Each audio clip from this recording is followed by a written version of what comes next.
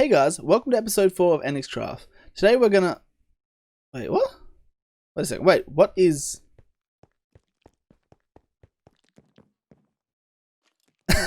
That's what he's done. Right. In case anyone was wondering what was going on in that moment, Dark Wolf sent me a message saying, I've done something. I hope you notice before your next episode. And I had no idea, and ever since he sent that message, I actually haven't been on. This is the first time jumping on since he sent that message. And just as I started recording, I noticed it in the background. Can't believe you've done this. Either way guys, starting things off in the base today, but we're not going to be here for long. Actually, we're not really going to be here at all. So the plan for this episode is to do a lot of mining. That's where we're going to start. We're going to go for a big mining session. I'm not sure how long. We just need resources so we can stock the shop. After that, we're going to do a little bit of a server tour, just to see what the other players on the server has been up to. We're going to be looking at shops, going to be looking at houses, and any other farms that they have. So we'll jump straight in to our mining session, and as you know, we'll do that in the form of a first-person time-lapse. So guys, we actually ended up doing this for about 2 hours, Sam and I. We had lots of fun, we had loads of resources by the end of it, as you'll see coming up soon. You know what, I think I survived this entire time-lapse. I don't think I died once, and I don't remember the last time that I actually did die. Like, at all. So, with that mining session done, I've got to just do something really quickly. Hopefully, I've got some... Yes, I do. I have a lot of glass smelted. I put this mini super smelter under the base the other day, just so I could finish off the glass on the roof. So I'll quickly finish off the glass. Looks pretty much near done. just went straight through the glass. Wow, okay. That's one way to get onto the roof. So next, an hour mining session in the nether. Oh, we'll just throw them spawn. Oh, there's 2 of them. But yes, we'll also do that in the form of another time lapse.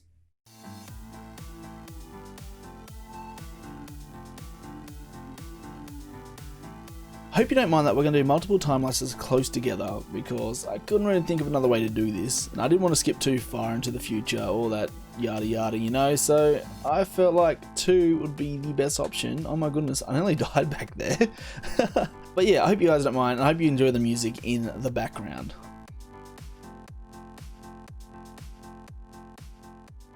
So guys, after mining in the overworld for 2 hours, we have gone really well. Check it out. Look at that, nearly 9 stacks of iron. So much redstone, I don't think we'll need any more. We've got nearly 2 stacks of diamonds, so much lapis, nearly 1.5 stacks of gold, but also so much coal. We also did a 2-hour mining session in the nether. And we got this, like, now look, that's a lot. Like, I mean like a lot of gold. That's what? 12, 13, nearly over 13.5 stacks of gold. My goodness. And all that glowstone too, which is going to be used for our redstone lamps. And we also got lots of quartz. And guys, check this out. Ancient debris. Like, wow. Nearly 1.5 stacks of ancient debris. It is so good to get that. Next, we have just a little blackstone. Nothing too much, but I like it, so I grabbed some. So yeah, that was 2 hours in mining in the overworld, then 2 hours in the nether. Next thing to do is go check the job board. Apparently, we have some jobs. So let's go have a look. But before we head to the shop to see what we got on our job board, I just want to show you a few additions we made on the live stream.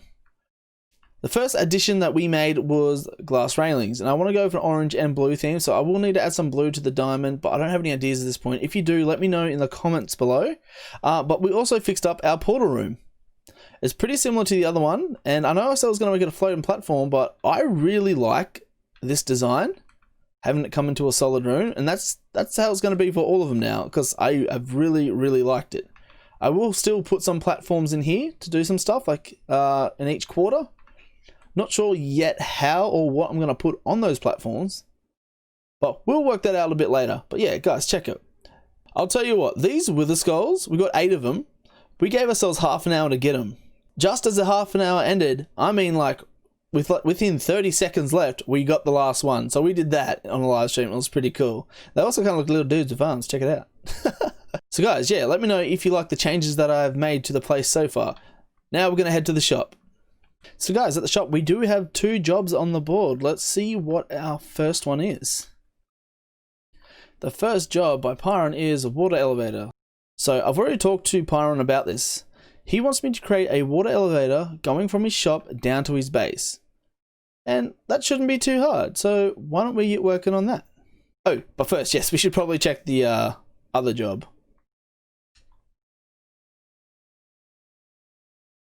Which is a help Marsh create an area to access the community mine, which I think he already did.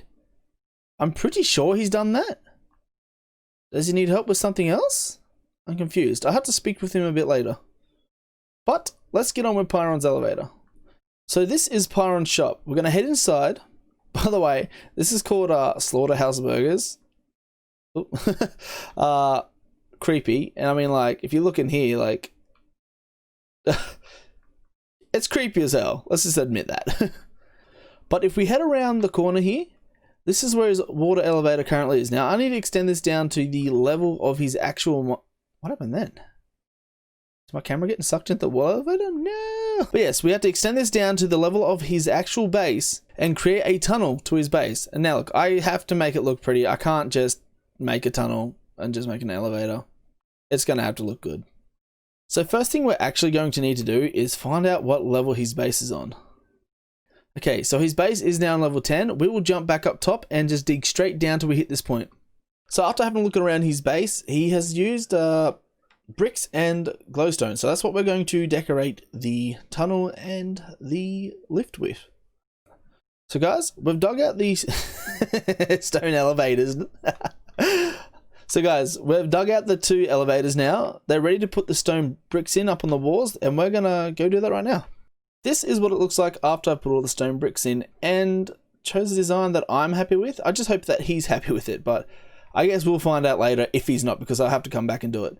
Now I've got to get kelp so we can plant it and make these all solid water blocks, because I am not going to use a bucket to make that all solid or, you know, water source blocks. So let's go get some kelp real quick and come back. So guys, that is the water elevator, what looks to be done.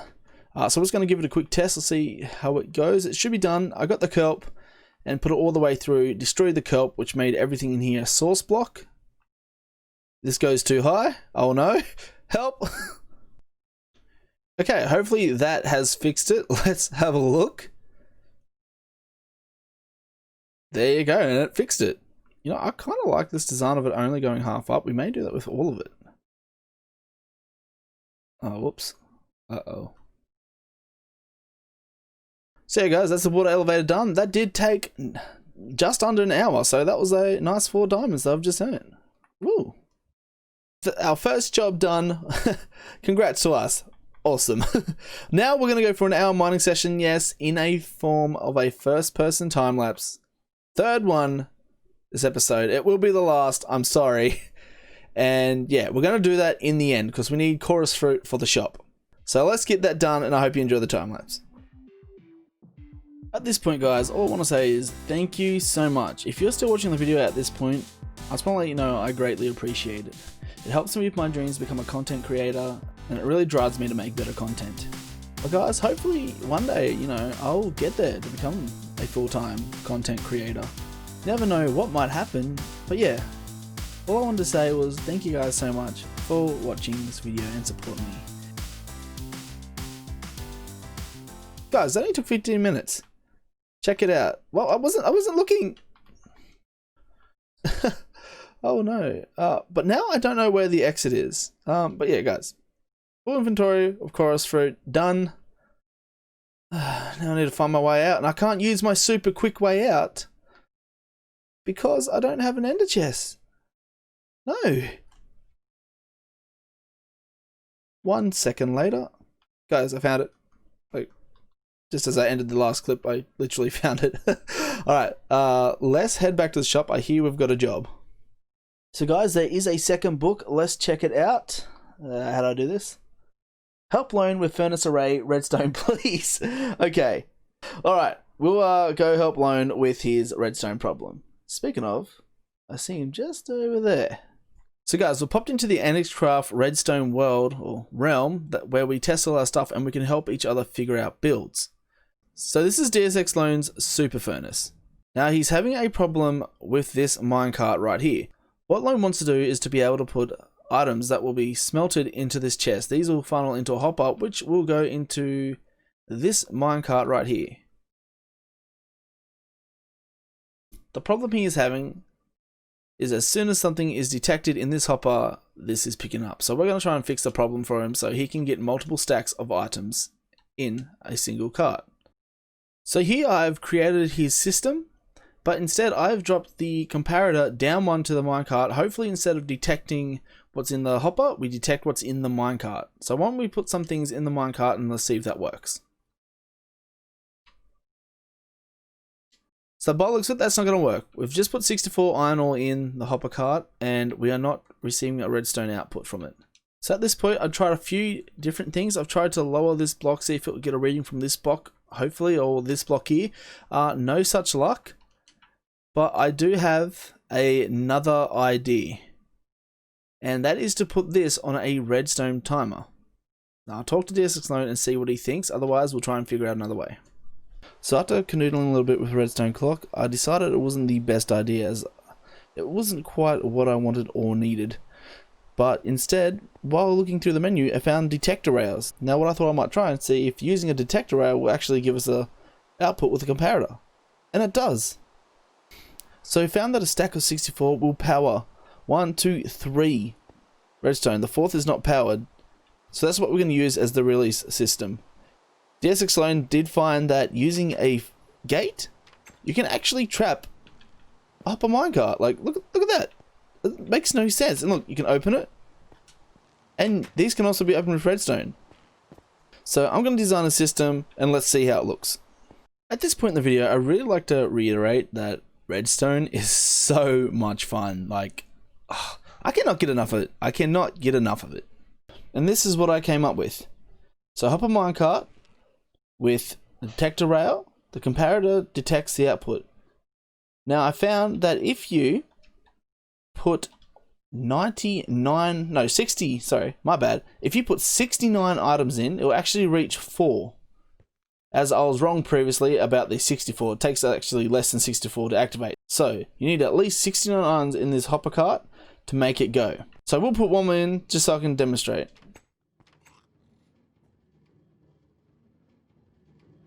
So how this works is that when there are 69 items inside this hopper cart, the comparator will read it out, and that's enough to power 4 lines. When this block is powered by this redstone line here, this torch will turn off, which will allow this torch to turn on, which will power this redstone line and open the gate. I hope that made sense. You may be asking me, but what happens if I have less than 69 items? Well, if you have less than 69 items, you can smack this button and it will send it off manually. But how do you know if there's items left in the cart? Well, that's what this light right here is for. I've hooked it up to some redstone. So I've hooked up a comparator onto the other side, which will power this block, which will power this redstone, which will power this block, which will then power this lantern. So I've taken all the items out. As you can see, there is no redstone output anymore because there's nothing to detect. And the light is no longer on. I'll put it back in. This turns on. That light also turns on. What? Do you have one more question? How do I know when the hopper minecart is back so I can press the button? That's what the last light is for. So as you can see here, when there's no minecart on the hopper detector rail, it's turned off. But when there's one on there, it's turned on, which powers the block underneath it. That then powers this repeater, which we power a redstone line leading into this block. And that's that lantern right there. So I will show you. We'll open that. That light will turn off. And when it comes back, boom, the light turns on. Now I really hope DSX Lone likes this system. Otherwise, I'll have to design a new one. And that could take some time. And more diamonds for him. So, I don't know actually. But let's go see if he likes it. Oh, and guys, if you want to see more redstone stuff like this, let me know in the comments below. That way I can actually start making redstone videos. And if you have any requests, let me know and I can make them. I showed him and he liked it, thankfully. With that done, we're gonna check if our shop has made any money. Oh, we've got 2 diamonds for buttons. Nothing for that. I don't have anything in there. What about in here? Oops, wrong button. Nothing in there. And shulkers. Oh, we have sold some shulkers. Yay, the shop's not even properly open yet. We're already making money. Oh, that's right. So that's the job from Pyron. So we're still waiting for payment from loan, but that's alright because we've only just told him. Let's see if some of this down here. I mean, no one should have. I mean, you know, we should be right when it comes to in here. Guys, I've made 14 diamonds. That's so cool. Also, in the super smelter right here, I've started to put the chorus fruit in because we need to burn all those so we can make more end rods for the shop. But we'll also chuck all the other materials that we have in there too, so they can smell while I'm doing the server tour. So, are you guys ready? Let's go. So guys, this is our spawn area. You may have seen it already. As soon as you come out of the spawn area, you will see Lone's warehouse or Bunnings. Inside, he sells an array of items. He sells all sorts of diamond gear, rockets, just anything really. He also has this massive furnace array, which is so awesome. And that's free to use. Next up, we have Mush's Cold Brews. Inside, he's detailed it a bit like a bar or restaurant, but what he sells are potions, and they are super useful. Next is my shop, Redstone, where I sell anything and everything redstone that I can, and also I dabble in design. I also have this job board actually, which allows people to hire me to do things. And at the back, you can also see all of the redstone behind some of the shop. Here, you can actually see the community mine area. This is where we go down, and this is where we do our streams inside the community mine. This is Sam's shop, Slaughterhouse Burgers. And as you can see, it's a bit gruesome, grim. But he sells all sorts of food, and his specialty is his Happy Meal boxes. This is Lucky Fair, which is Daryl's shop, or Nicky Owens. This shop actually hires out horses. You can't buy them, but you can hire them. But if they happen to perish, you'll have to buy them. And this is the Unfinished Wood shop, which is someone is still building. Mush has also decorated the spawn area with some very lovely lanterns. But that's our shopping district. Let me know if you like it. Guys, I'm just here editing, right, I'm just editing for the video. And I just look up and I see this guy here. Like, this isn't pause, he's just... How am I meant to get out of this? Oh no. Guys, I'm not gonna lie, I've been gone for like another 2 hours since the last time I was here, and this guy is still here doing like nothing. I don't know what I'm gonna do when I have to come out. Well, we'll see, we'll see. So after a while, by the looks of it, Sam did come along and take care of that problem for me, so I appreciate that heaps. Cheers, dude. 3 hours later, guys, the shop is stocked. It's complete. We are now selling things. It's open. Sorry to interrupt really quickly, guys, but something else I want to talk about real quick is the upgrade I have made to the shop. And that is the item delivery system for our item selector. I now use a line of droppers to deliver the... Whoops. I now use a line of droppers to deliver the items. This makes the system a lot quicker. It makes use of observers, powering these blocks here, which powers these hoppers, which shoots all of the items through into our chest, making it a much quicker delivery. Look at these guys, by the way, trying to get me while I'm trying to record a video. Who do they think they are? Shoot. Oh, I thought they just left. Now, just to let everyone else know that the shop is open, but we will tell them a bit later. There's one more thing I want to show you before I end the episode. And that is this. I have marked out 9 15 by 15 squares all going in a straight line. What they're for?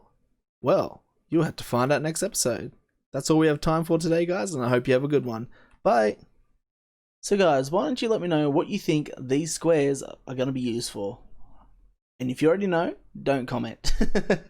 Because that's cheating. You can't do that. You can't be doing that. No. Have a good one, guys.